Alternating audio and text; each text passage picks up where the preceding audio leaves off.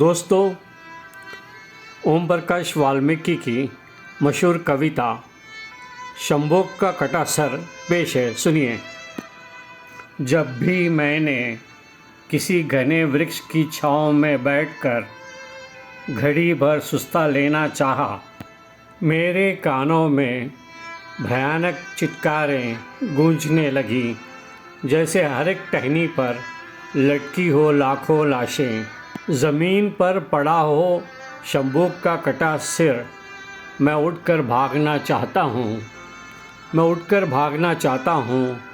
शंभोग का सिर मेरा रास्ता रोक लेता है, शंभोग का सिर मेरा रास्ता रोक लेता है और चीख चीख कर कहता है, युगों युगों से पेड़ पर लटका हुआ हूँ, युगों युगों से पेड़ पर लटका हुआ हूँ। बार बार राम ने मेरी हत्या की है, बार बार राम ने मेरी हत्या की है।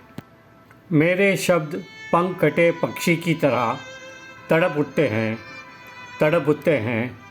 तुम अकेले नहीं मारे गए तपस्वी, तुम अकेले नहीं मारे गए तपस्वी, यहाँ तो हर रोज़ मारे जाते हैं असंख्य लोग, जिनकी सिसकारियाँ घुट कर रह जाती हैं, जिनकी सिसकारियाँ घुट कर रह जाती हैं अंधेरे की काली परतों में। यहाँ गली गली में, यहाँ गली गली में, यहाँ गली गली में राम है, शंभोग है, द्रोण है, एकलव्य है। राम है, शंभोग है, द्रोण है, एकलव्य हैं। फिर भी सब खामोश हैं, फिर भी सब खामोश हैं। कहीं कुछ है जो बंद कमरों से उठते क्रंदन को बाहर नहीं आने देता, बाहर नहीं आने देता।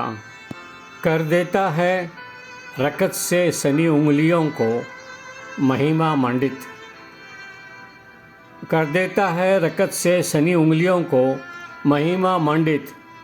शंभोग तुम्हारा रकत ज़मीन के अंदर समा गया है जो किसी भी दिन, शंभोग तुम्हारा रकत ज़मीन के अंदर समा गया है जो किसी भी दिन फूट कर बाहर आएगा ज्वालामुखी बनकर, फूट कर बाहर आएगा ज्वालामुखी बनकर।